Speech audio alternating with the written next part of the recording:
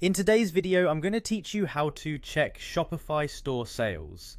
By the end, you'll know exactly where to find your sales numbers, how to adjust the time frame, and what the key figures mean so you can make quick, informed decisions.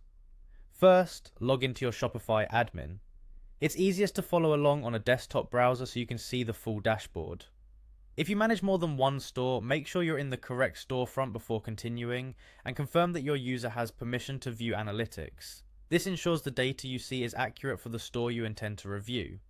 Once you're in the admin, look to the left-hand menu and click Analytics. This opens your Analytics Overview dashboard, which summarizes your store's performance. Think of this as your command center. It pulls together sales, traffic, and order metrics in one place, so you can check health at a glance without digging through reports. Front and center on this page, you'll see the total sales metric. This is the headline number most people want to check first. It represents the overall sales for the period you're viewing, and it updates automatically as you change the date range.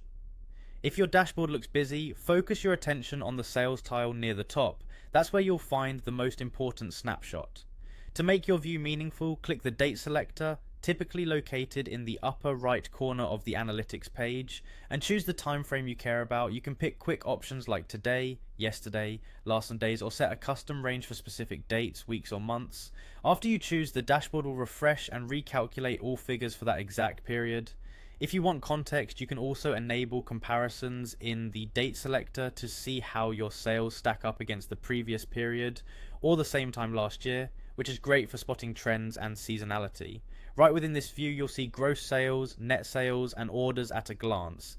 Here's how to interpret them. Gross sales is your starting point, the total value of items sold before discounts and returns. Net sales reflects your product revenue after subtracting discounts and returns, giving a clearer picture of what you actually kept from product sales.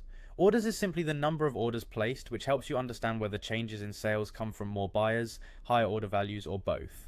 A couple of quick tips as you review.